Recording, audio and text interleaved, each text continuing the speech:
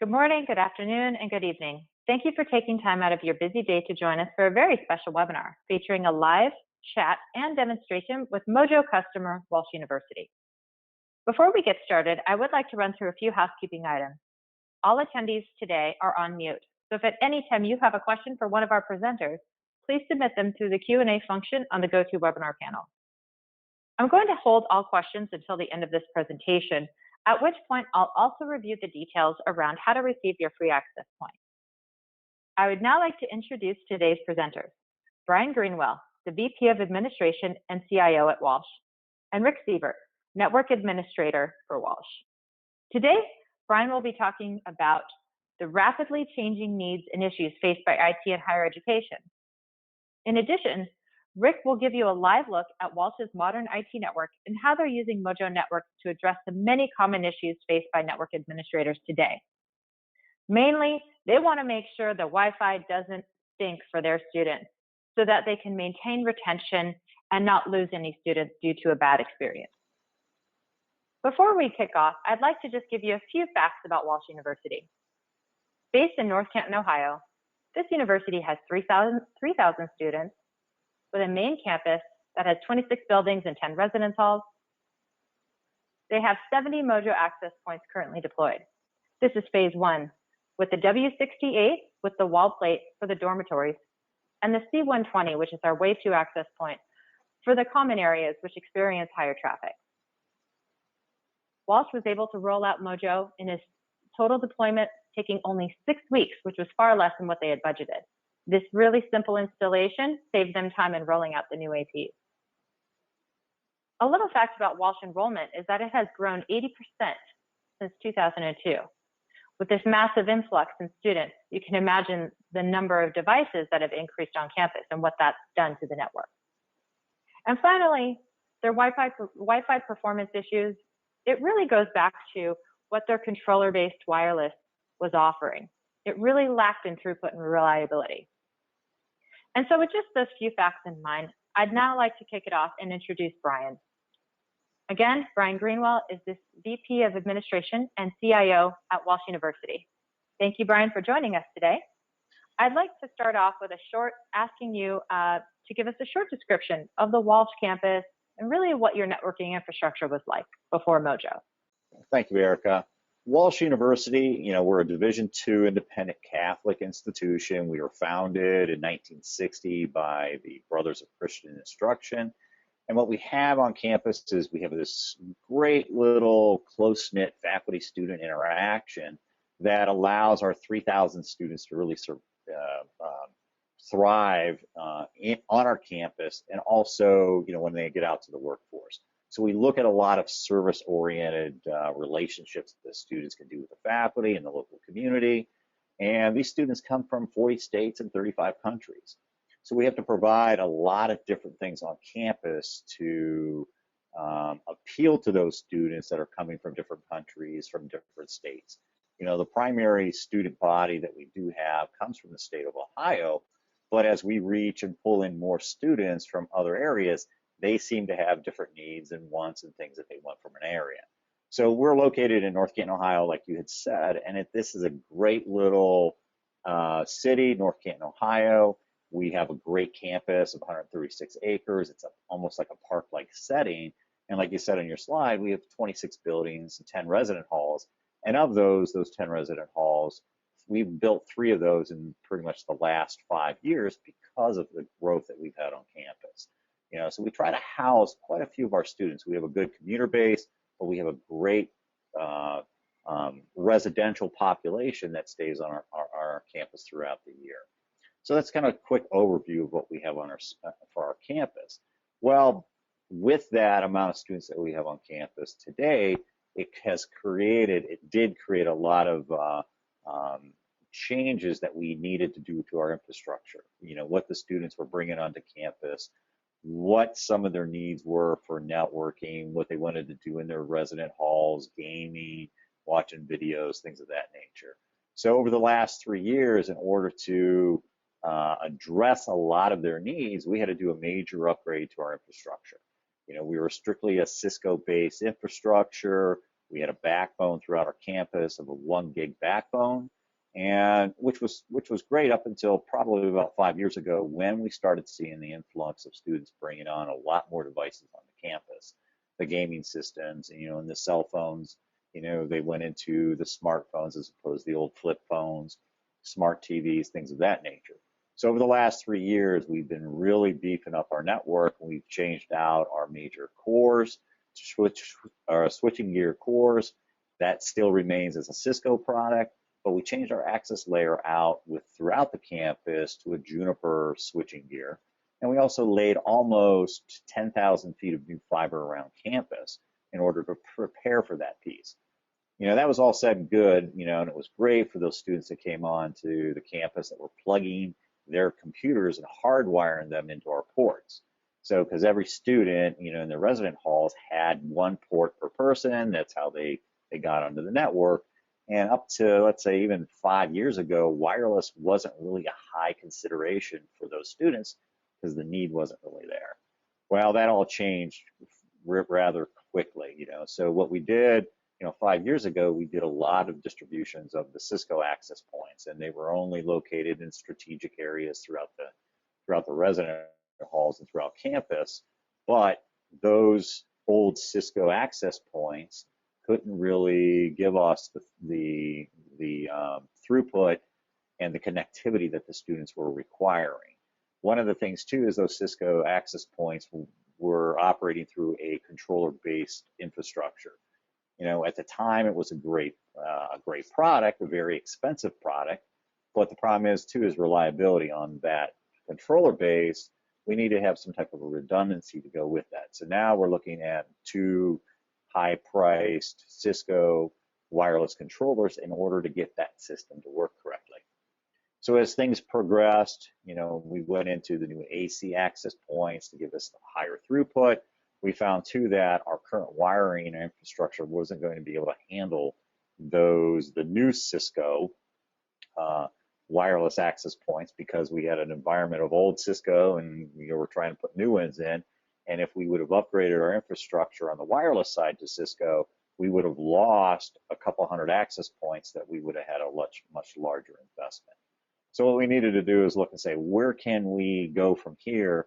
And that's where Mojo came into play and says, okay, now we have this opportunity to look at a better access point that's going to give us much better capabilities, throughput, easier installation, it's a cloud-based, no wireless controller anymore, so we can move away from that stuff. So we did some testing, from the major manufacturers of the different access points, what they offered through, what the cloud infrastructure looked like, how did we manage those devices, what did we need to put those into place. And that's where we had found that the Mojo was the best fit for our campus, because we could actually take those W68s, put them right into the resident hall, reuse our current wiring, which was a huge cost savings at that point. Because what we were anticipating that as we moved forward with any of the new access points, we were going to have to redo much of our copper wiring within our resident halls in order to facilitate putting in those access points. Well, the W68 gave us the ability to reuse the wiring, gave us the ability to not have to put one per room, but with its throughput, its penetration power, its connectivity from many devices, we were actually able to put those in maybe 1 every 3 rooms or so. And then also the C120s gave us the ability to cover much larger areas in some of our common areas.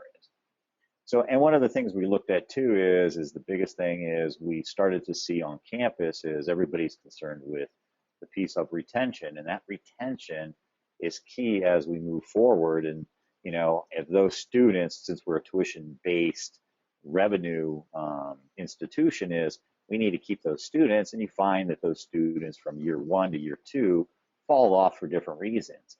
We never anticipated that some of those reasons could have been their experience on our wireless.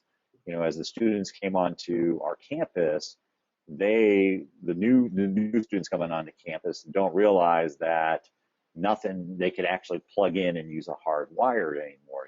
they anticipate everything to be wireless. So we were getting some complaints that they weren't able to do their gaming and their streamings and everything that they needed to do from all of these devices that were coming onto campus. So that was a major change to our thinking on how we needed to reconfigure our wireless for that group of students. So when we took this project on, we said, how do we affect those freshmen, those first-time students coming to our campus? We want to make sure that they have a great experience in year one so that they can move on to year 2, 3, and 4 and eventually graduate from our institution, and we don't lose that revenue piece.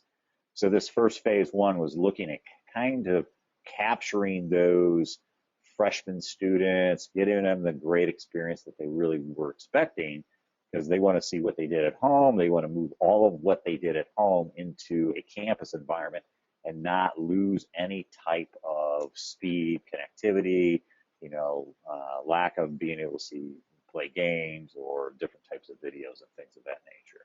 So that was the phase one, and then we said, okay, from there we would then look at how do we build out to some of the other resident halls and some of the other buildings on campus.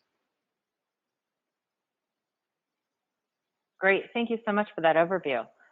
So I'd really love to know from your perspective as a CIO, what are some of the trends you are seeing specifically within the higher education institutions? If we could look maybe 3 to 5 years in the future, what do you think we will see? So if we, from my perspective, as the way I'm envisioning things to look in the future is that the wired connection for almost everybody on campus is not going to be something that's going to be the first choice. As we want our staff, our faculty members, our students to be very mobile on where they maybe teach, where they learn, how they access different things. Maybe they want to go out to the green spaces as, we have to have a wireless infrastructure that's going to be able to support that piece. So that's the number one piece, is I need to have that mobility for everybody on campus.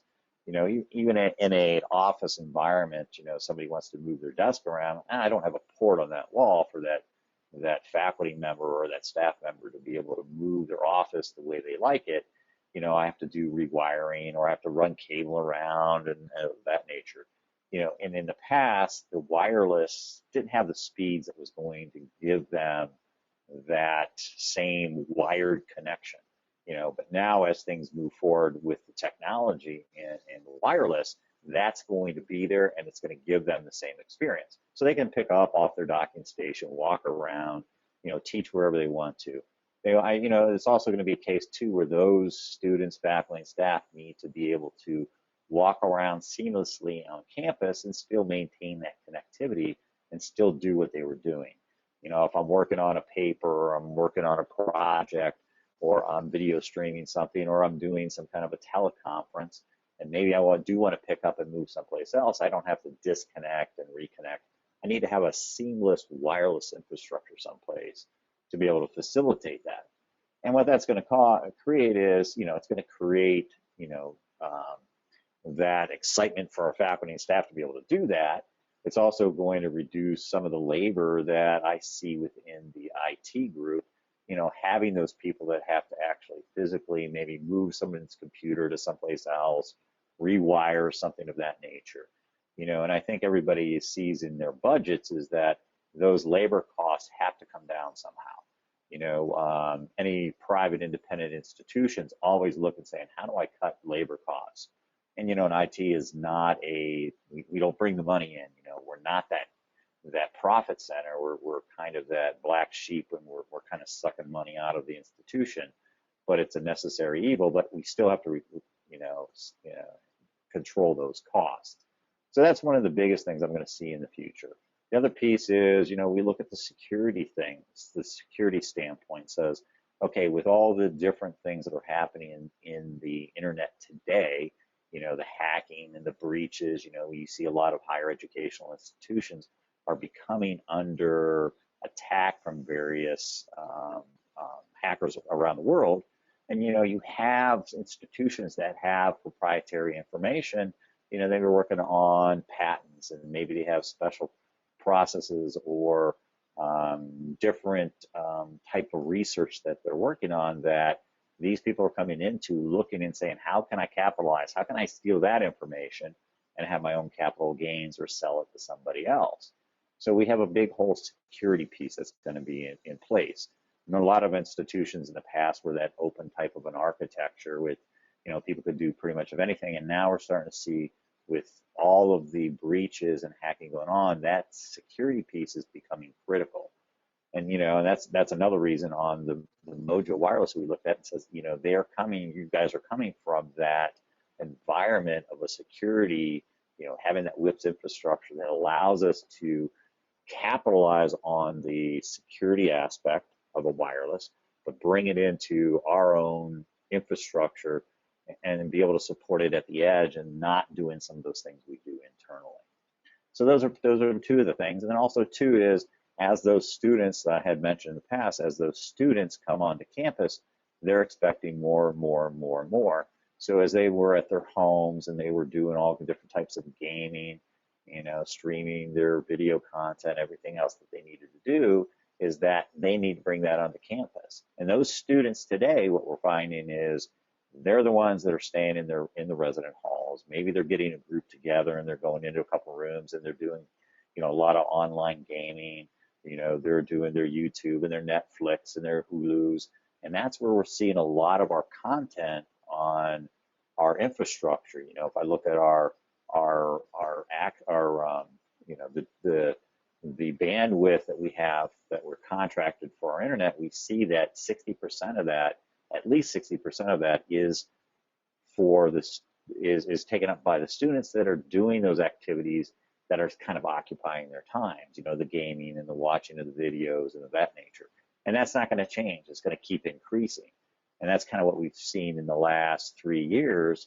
At one time I was only running 150 megabit internet connection. Now we're up to 500, and there's other schools that are running gigs of internet connection. And every year it keeps increasing because of the needs that these students are, the needs of these students, but the wants than what their expectations are. So each year that baseline, that bar keeps getting raised, and we have to keep supplying more and more to make these students happy, as opposed to, so if we can make them happy, they don't leave and they don't go someplace else. So I kind of think those are kind of the three major things that we're going to see here in the future. The security aspects, the mobility, and the ability to give the students everything that they need to pretty much live on campus and feel that it's their home away from home. Great, thank you so much for that. And just to kind of wrap your thoughts, as you look forward now, having deployed Mojo and migrating off of the controller-based wireless infrastructure, what would you say to anyone who's considering a move to the cloud? What were the three main reasons that you found Mojo Networks to be your winning solution, and the reasons that you were finally inspired to make a move to cloud-managed Wi-Fi? Okay, sure. Okay. One of the main reasons to look at a non-controller-based infrastructure was because of labor. So we looked at, what was going on with our old infrastructure using the Cisco controller. It was very labor intensive, nothing, it wasn't easy for anybody to use. So, if I lost that network engineer that was a specialty, his specialty was that wireless controller, I couldn't just pick somebody up and say, hey, take over this product, learn it, do everything you need to, because the learning curve on it was so high. It was not an intuitive type of an interface that people would just pick up and go. It was also, too, is that was one point of failure. So let's, even in a case where maybe we did have some kind of an outage or I lost that controller, all the wireless access points would go down. That's why we had to invest that into a redundant one to be able to mitigate that problem. But if it still went down, so the rest of my network didn't go down, I lost my wireless controller, everything went down on campus. So the beauty of the Mojo interface, the Mojo cloud controller, is that yes, it does reside in the cloud, and that's, that was always one of my concerns too. But we looked at it, and it says it does give us that secure environment to be able to move that stuff. And we had talked in the past on what data it actually collects and stuff. So, but the big beauty of it is that now, if I don't have that connection to that cloud controller, my wireless access points still work. So I don't have to, that's not a key piece. That's a way to manage all of those wireless access points, but it's not something that my wireless access points are depending upon. So they can be an autonomous wireless access points living someplace and still operating, and then sending that information as necessary, or we can connect it as necessary. The other piece on that is that the management of that, the management of the Mojo access points through the cloud base is very intuitive. It's not, I don't have to have this expert sitting in an office someplace, and that's all they have to do is learn that.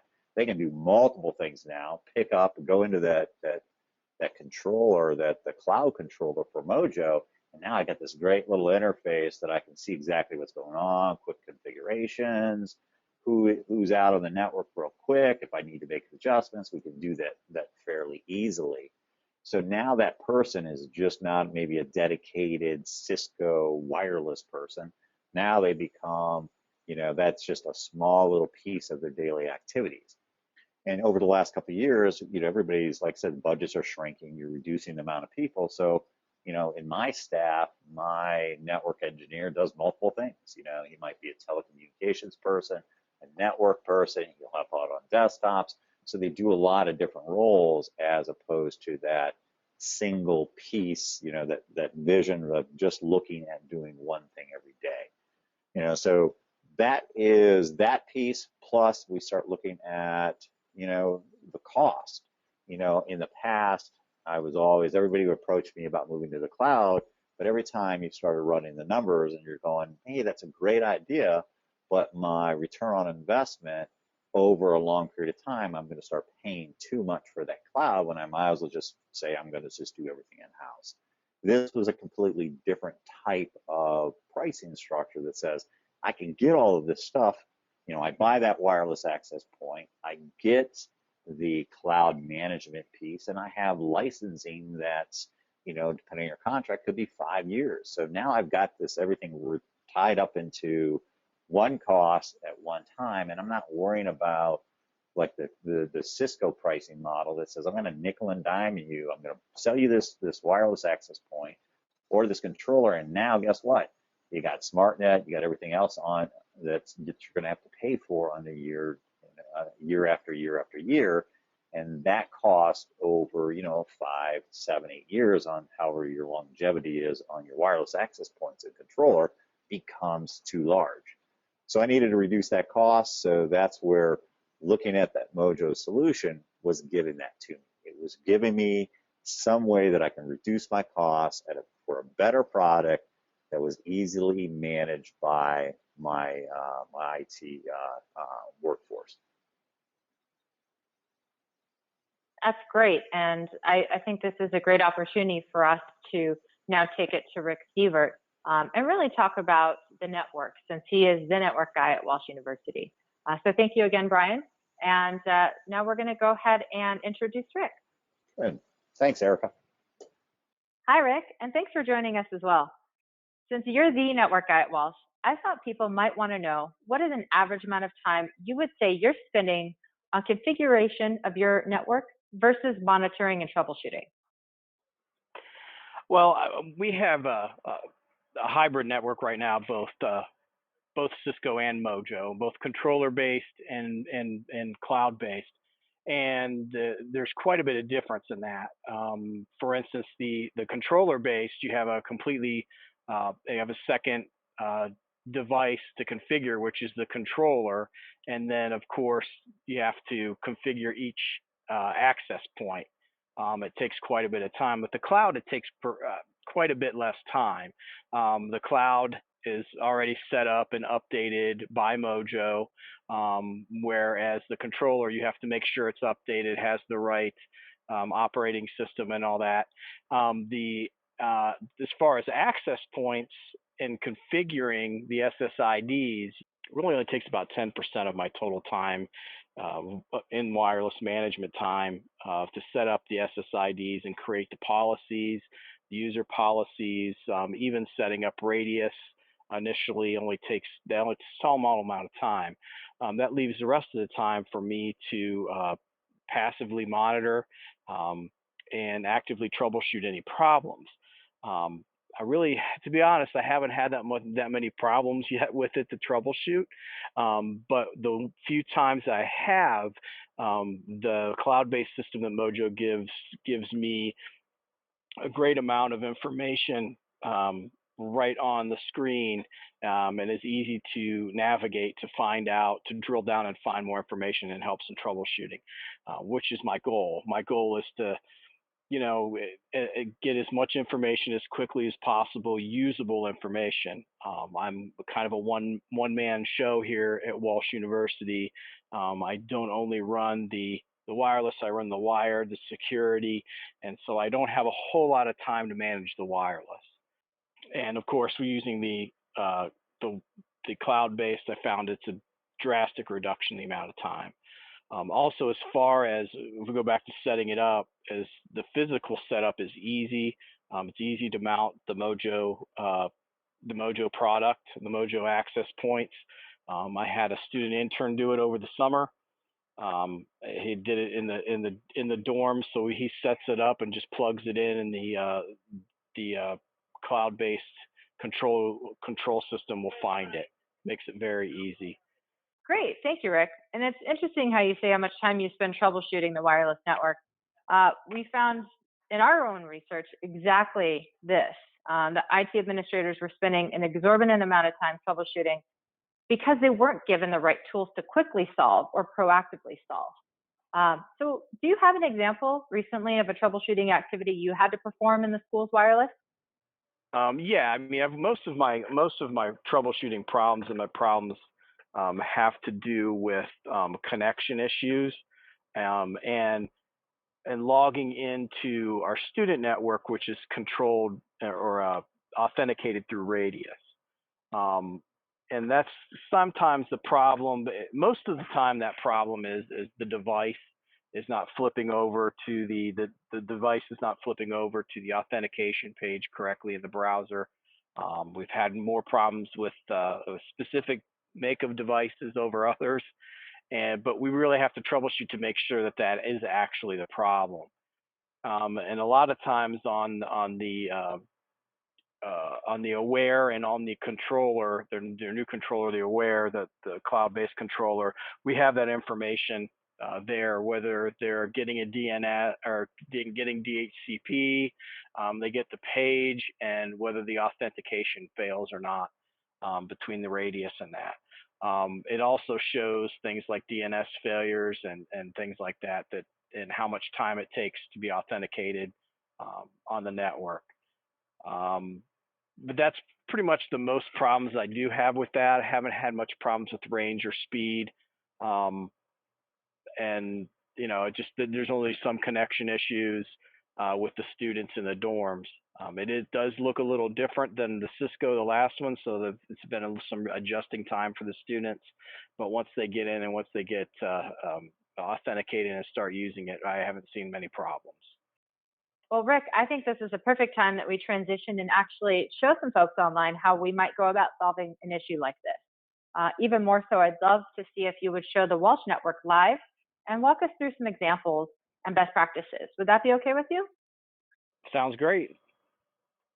All right, let's do it. Okay, this is the Mojo Aware cloud controller. And of course, right here it shows my access points. Just to show you, the 16 that are down, or most of those are configured but not raised up, installed yet. So that's not that shocking of a figure. These are nothing that's supposed to be up everything that's supposed to be up is up. So, but we were talking before about authentication problems. As you can see here, it shows not only what type of clients are using what, AC. There's actually 111 using AC. 226 using, of course, the biggest is going to be N, but also shows the data rates, some of the retries, such as, and you're going to have that, um, uh, and some of the average latencies, and that type of thing. But it also shows one of the biggest things, and we're talking about authentication. This uh, graph here shows most of the problems. Portal authentication problem is probably the one we look at the most. DHCP failure, I think that's more than one try, but most of them don't have a problem with that. Authentication failure, though, if we look in there, it'll show you the 38 clients that have failed on this. The ones here, this is a username, and these are students logged into the student network, and this is what we get actually from Radius. But this would show me when and how that student had the problem, whether it was actually a problem with Radius. In most cases, it's not. In most cases, it's actually the device that is having the problem getting to the authentication page. A lot of cases, what we have to do with that, really simple things like forget the wireless network and remember it. And most of the time that happened only the first time they logged into the new Mojo system. We're very rarely after the first couple of weeks, I've very rarely had any problems with the wireless and very few complaints. So, as a matter of fact, in the last month or so, I've really not had any complaints about the Mojo system. But that just shows you one of the part that, where it can show who has had authentication problems. It looks like most of these are on the network now, so they've retried to set maybe this one. They might have moved somewhere else, but these are actively on the network right now. Another thing I like about this is it actually shows the RSSI and the DB loss where these people are at. And that's great too, because of course this person here, anything over like -70 or -80 is a little bit of a problem. So it shows that most of these people actually were close to being out of range too when they had the authentication problem. That might have been the issue.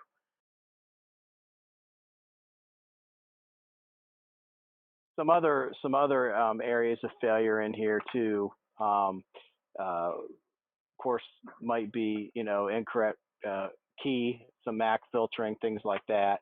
But the biggest thing to look at, things that catch our attention as a network administrator, are things like this.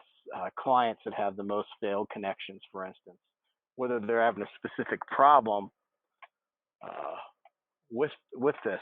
Of course, this person obviously is an Alexis Hall. I believe this was an iPhone. And it looks like one of the biggest thing is they're moving around, moving around. So they're going from the first floor to the second floor. And this is the great thing about it. Third floor. So they obviously move around a lot. And that's one of the main reasons. And that to me is not a specific problem with the client. It's just showing that these connections, they're going from one access point to the other. And as they walk around, just failed in connections. It's not a real problem.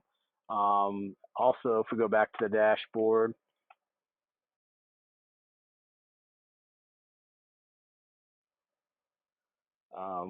another great thing about it is, of course, to get a snapshot of the usage.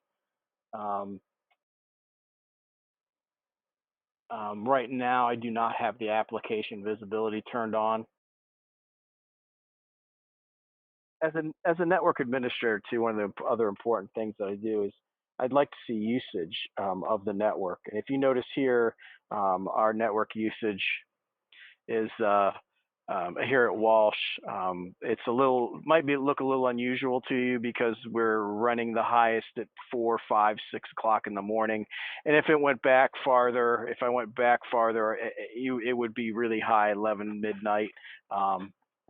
But if you notice, then it goes down to 8, 9 o'clock during the day. That's because our students, we've only done the Mojo in the dorms. The main campus is still Cisco. So the students during the night most of it's the traffic is streaming media, such as Netflix, games, some Facebook, that type of thing at night, watching movies on their computers. And during the day, it drops off because they're going to class in the morning, and not as many students are in the dorms. So, but this also gives me an idea of what using between this and my firewall and other information you get from Mojo, as far as applications, I can get an idea of what the students are doing, if there's any bottlenecks, things like that. I'll be able to, do some bandwidth adjustment, things like that, so that people are able to do the things they want in the evening, and it doesn't affect during the day either. I haven't had any complaints as far as the network, people watching Netflix and high data rate type programs. No real complaints, and they're sharing it with quite a few students. So obviously capacity is not an issue with Mojo. Thank you so much, Rick, for taking the time to show us and walk us through your network, giving some great examples of how you use Mojo Aware to troubleshoot and reduce the time that you spend on your network. So I'd just like to take this opportunity to briefly just wrap up what makes Mojo so different for higher education. We offer direct market pricing. So what that means is we're not marking up our hardware. Mojo really sees the APs as a commodity. Most vendors, we all get them from the same manufacturers. And what we want to do is be able to offer higher education institutions less expensive upfront, tailored management innovation that's simple to update without the high cost of the controllers. So really, we're looking for something less expensive when you're looking to upgrade in 3 to 5 years. With Mojo Aware, as Rick showed you, we're seeing a reduction in up to 40% that the time is spent in troubleshooting. Also with Mojo Airtight, you're securing your network with industry-leading WIPs.